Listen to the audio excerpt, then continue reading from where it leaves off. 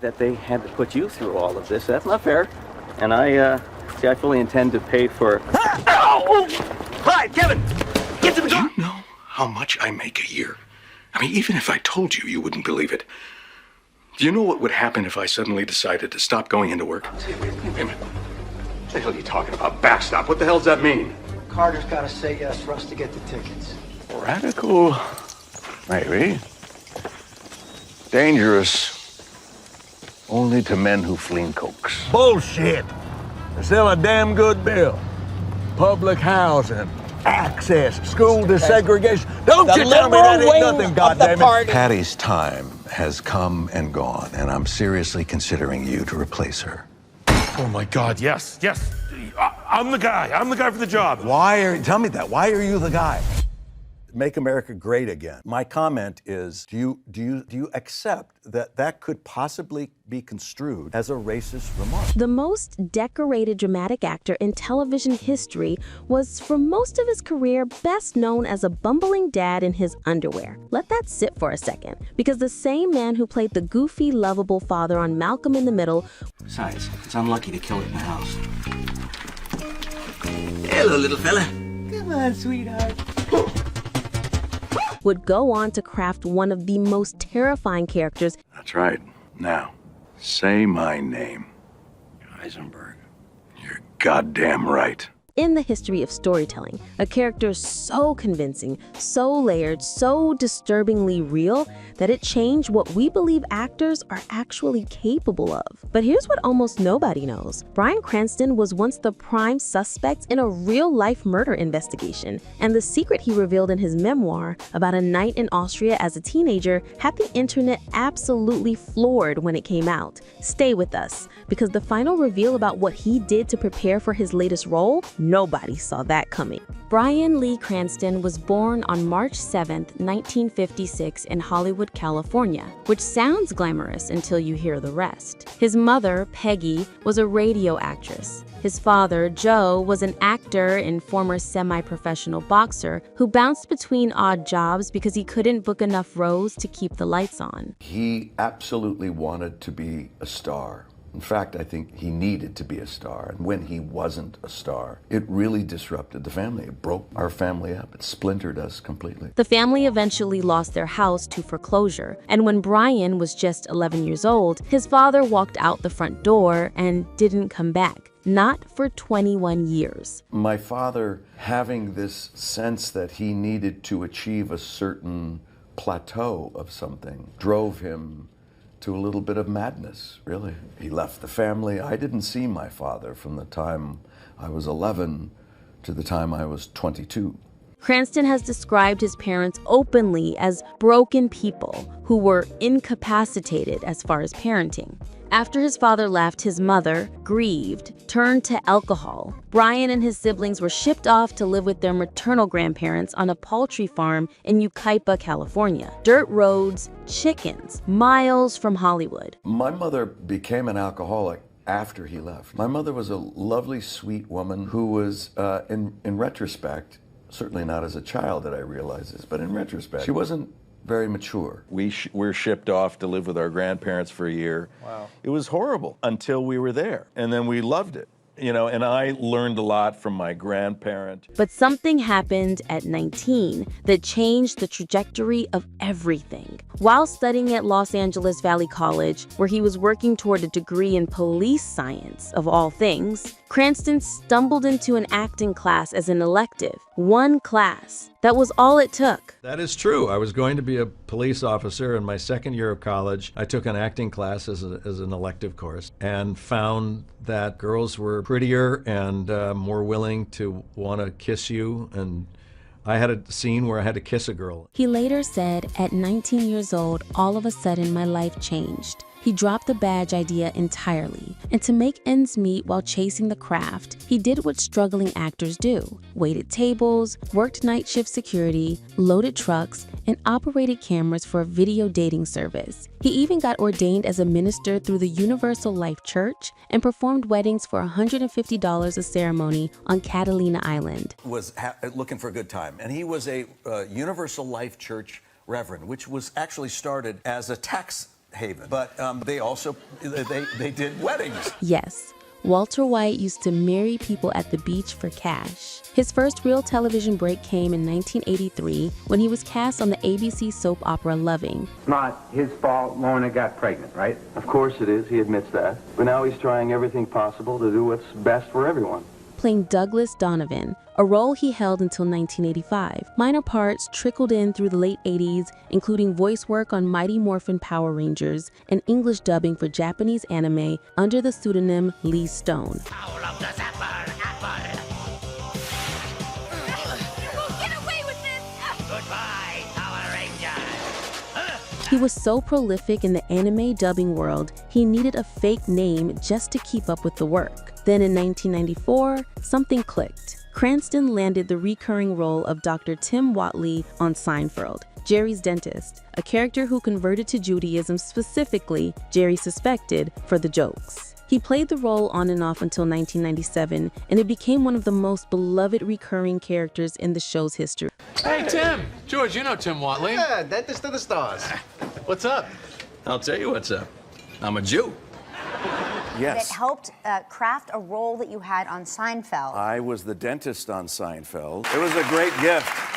And that's a picture from it. Yeah. Oh my God. But it was his 1998 appearance in an episode of The X-Files, written by a man named Vince Gilligan. I am not sick and I do not have the flu.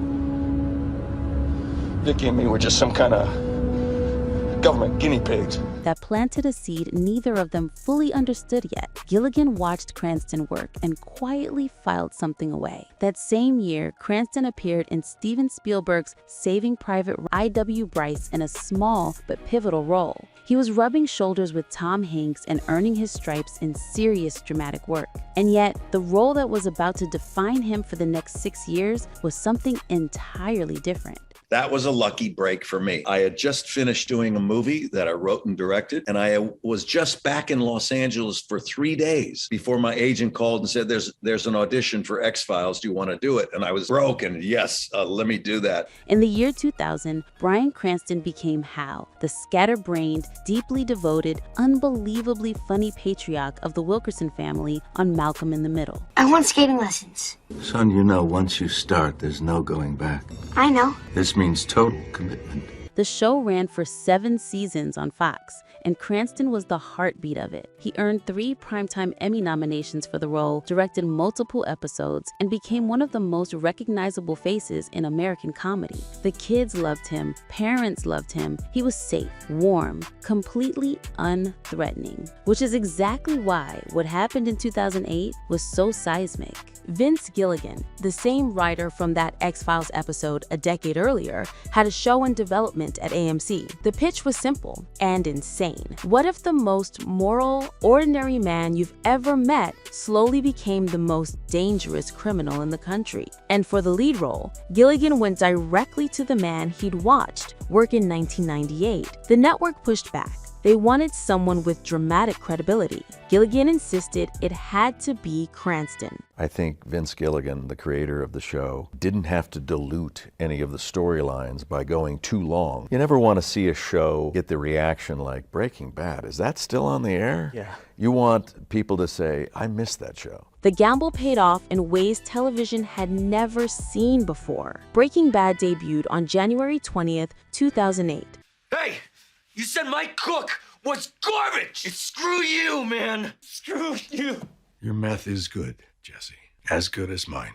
Bryan Cranston played Walter White, a mild-mannered high school chemistry teacher diagnosed with terminal lung cancer who partners with the former student, Jesse Pinkman, to manufacture and sell methamphetamine. The show was critically praised from the start, but what nobody anticipated was what Cranston would do with the role as the seasons escalated. He won the Primetime Emmy Award for Outstanding Lead Actor in a Drama Series in 2008, then again in 2009, then again in 2010. won, 3 consecutive wins, a feat only matched in that category by Bill Cosby. When the show returned for its final stretch, he won a 4th time in 2014. Sony Television and AMC for having the courage to put on this remarkable, our cast and crew, fantastic in New Mexico. Love you guys. The character of Walter White is now studied in university film programs. The arc from desperate father to ruthless drug kingpin is considered one of the greatest character studies ever committed to screen. Here's your cliffhanger for this section. While Breaking Bad was making Cranston a god in television, something was happening off-screen that the public had no idea about. His past was catching up with him, and not in a metaphorical way. In the mid-1970s, a teenage Bryan Cranston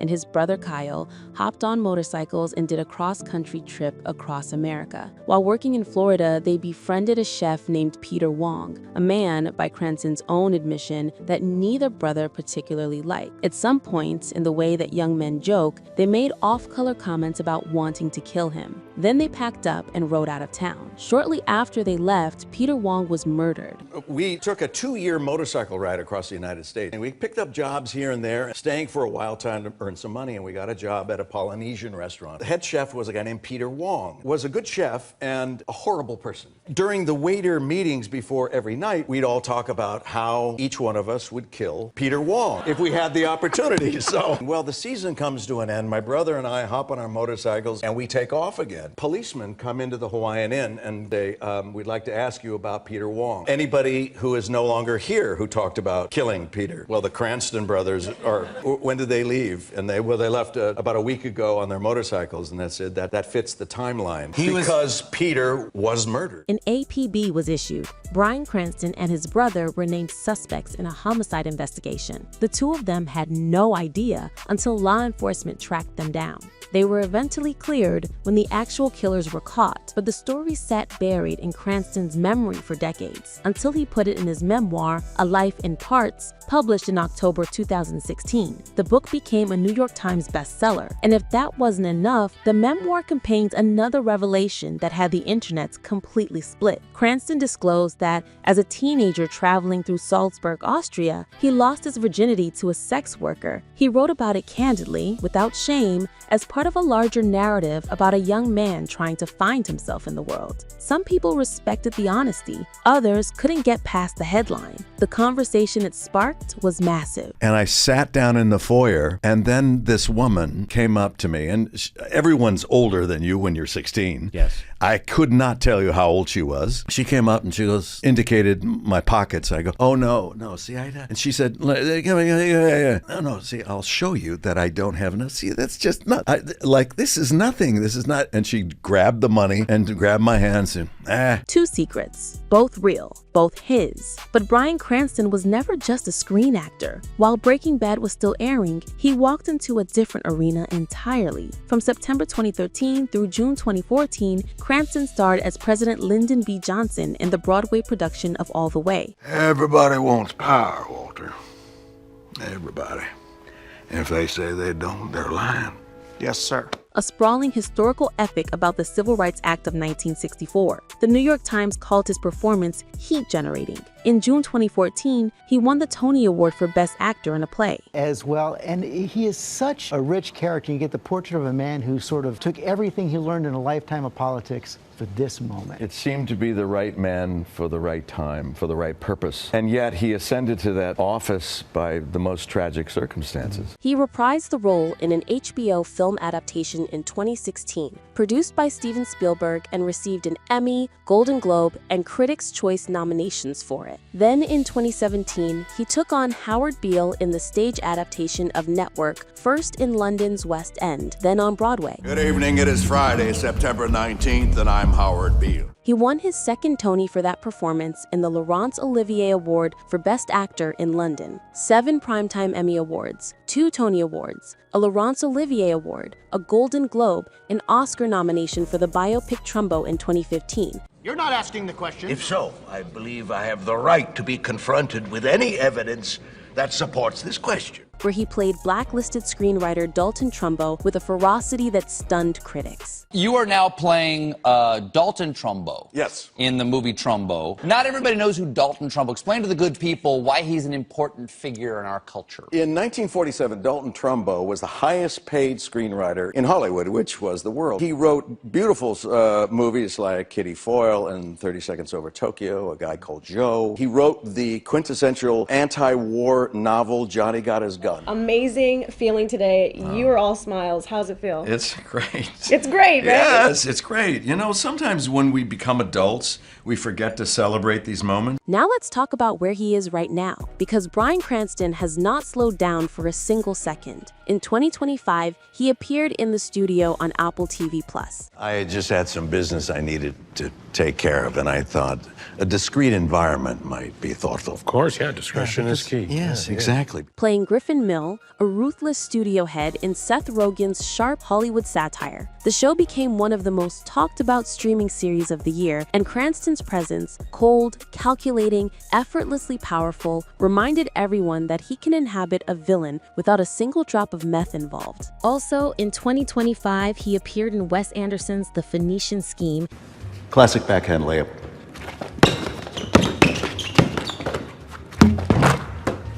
And returned to the West End in a production of Arthur Miller's All My Sons. What could I do? Let them take 40 years? Let them take my life away? Directed by Ivo Lanhove, starring opposite Marianne Jean-Baptiste and Papa Essiedu at Wyndham's Theatre in London. An action thriller called Lone Wolf, where he stars alongside Lily Gladstone as a contractor who recruits a troubled veteran for a covert mission, is also in the pipeline and generating serious buzz. And here's the detail that is genuinely unhinged in the best possible way. To prepare for his role as a high-powered executive in his latest project, Cranston recently admitted he took psychedelic mushrooms with his co-star Catherine O'Hara together as research. He said it gave him insight into the headspace of someone operating at the top of an untouchable power structure. Shooting this crazy show with Seth Rogen, and we all decided to go to the Sphere to see the Grateful Dead. If God wasn't telling me to do microdosing, what was he telling me? He was sending a message, yeah. So Catherine O'Hara and I were clutching each other like, "You're gonna try it? We'll try it together. We'll try it.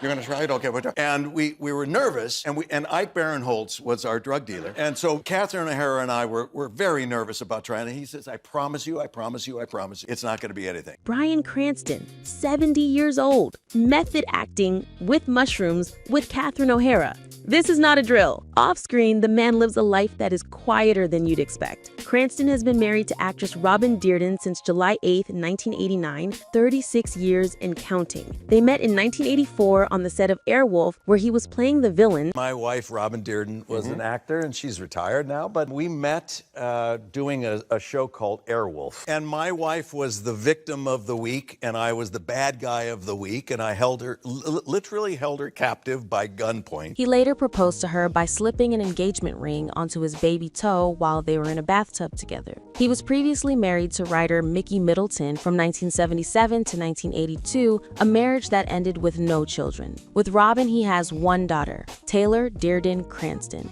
born February 12, 1993. Taylor is a working actress in her own right, currently starring as Dr. Mel King in the medical drama The Pit. I just think maybe it should be mandatory that all doctors spend time there, like on a regular basis, because of all they've sacrificed for us.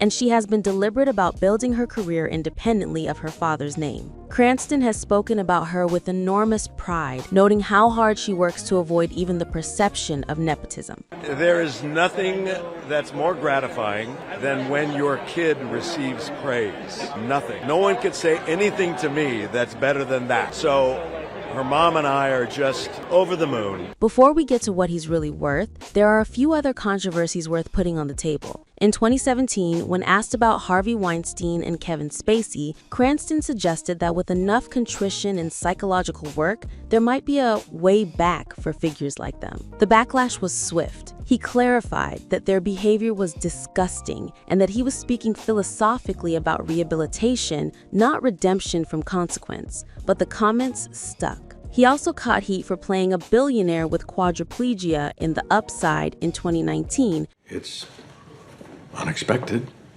I say that with admiration. With critics arguing the role should have gone to a disabled actor, Cranston acknowledged the broader conversation around representation while defending it as a business decision at the time, a response that satisfied almost nobody on either side. And then there was the Breaking Bad set prank that an HR consultant once used as a defining example of behavior that would get anyone else fired, in which Cranston swapped a prop weapon for a sex toy during a scene with Aaron Paul, mid-take without warning. Aaron Paul was supposed to only be in the first season of Breaking Bad.